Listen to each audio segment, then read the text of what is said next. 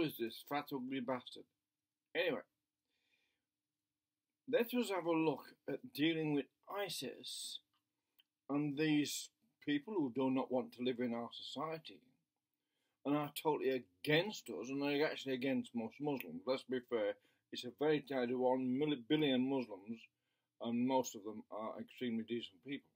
There's no doubt about that. You can travel to Muslim countries, they're not all attacking you, they're actually quite well. They sell you stuff, they attack you to sell you stuff most of the time, and actually most of them are extremely pleasant people, like everywhere else. But there's this insane element amongst them that has created this, the likes of ISIS.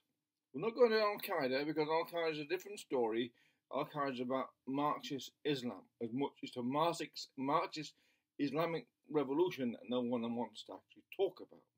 Taliban is another thing altogether, and I think we should respect their views since they live in isolated pockets in villages. Different thing altogether.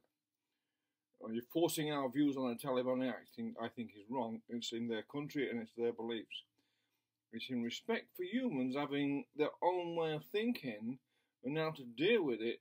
Maybe we should look at ISIS from a different perspective. They're just a specimen. Instead of saying, they're part of human race, well, let's just look at everything as an organic specimen of evolution and cultural evolution and whatever.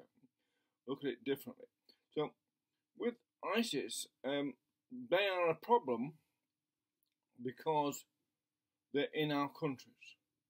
There's no problem living somewhere on their own isolated. It's like a virus, like the coronavirus. It's if you isolate the people with the virus from the rest of us, then they get ill or whatever, and it deals with it, and we don't get the virus. The same thing happens. Is it the same thing, same idea, if you like, same philosophy can be applied to the likes of ISIS. I am sure most Muslims in the West are happy that these people are not in the West, because every time there's one does a bit of jihadist and blows someone up in our countries or attacks one of our countries, I'm sure that causes a lot of upset amongst moderate Muslims who just don't want a bar of that. I totally appreciate and respect that. I've got to try and be fair to everyone here. But the thing is, I'm being impartial. I try to be impartial. It's about impartiality. The thing is with ISIS, if there's these people that don't want to live in our society, if we know who they are, and they live in the West, they've come here by migration or been refugees or however they're born here, it doesn't matter how they live here. But if they've got these anti-Western views that are virulent and spreading anger against the West in our countries, well, in reality, they've got a right to free speech, but not a right to spread hate speech. And what they're doing is spreading hate speech and violent and aggressive hate speech. It's not like we're in a democratic discussion about things. These people are threatening to destroy democracy along with the left and create an Islamic Marxist system, which is the PC left are just puppets in that little charade. That's all they are. Let's be real about this, what's really going on here. It's an Islamic Marxist movement behind the PC warriors, using climate change as a vehicle to cause mass panic and fear and create poverty. But that's that's an aside, another issue. I want to deal with the ISIS people, the idea of bomb them, kill them all and all that, fine. The people will continue to do that.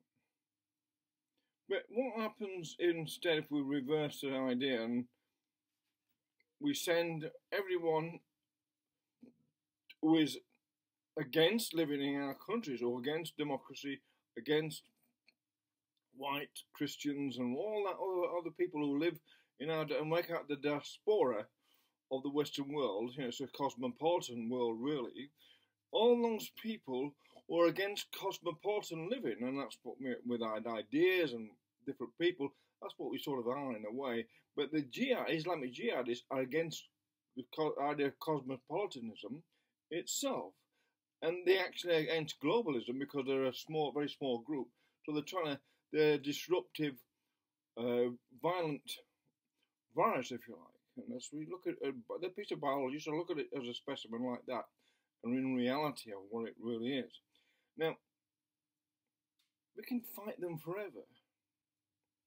What I'm suggesting is, like, Israel's got its own place, and this might be, contentious and cause outrage.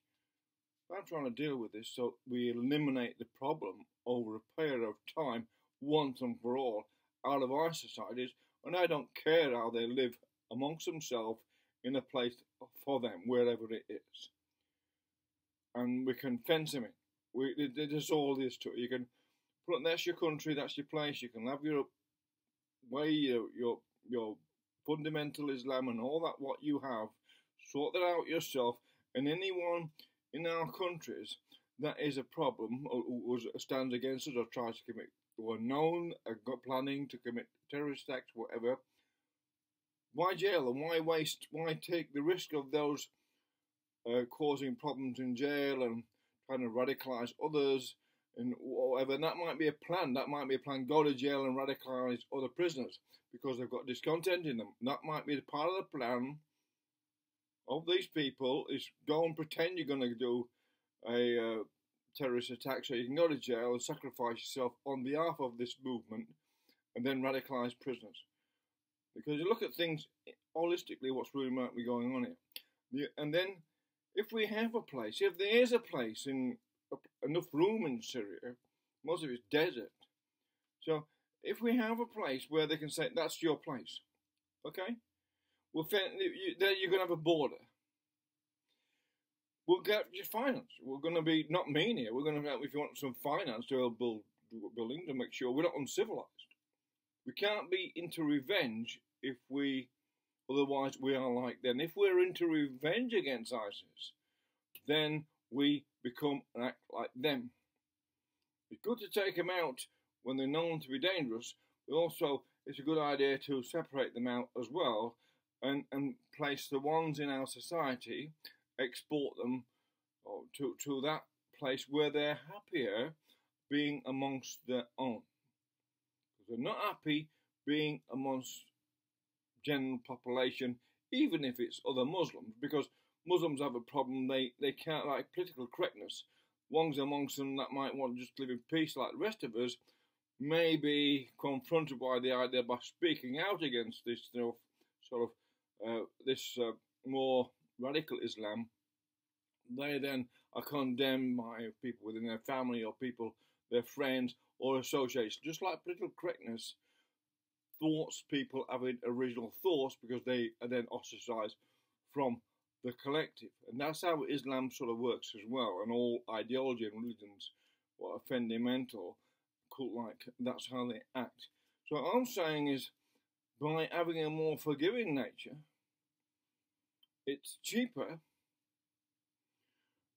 and it's a quicker way of dealing with a problem that then allows these people to be transported from wherever in the world where they are known to be making noise against the free world, be placed somewhere where they'll be happier amongst their own to live out they choose.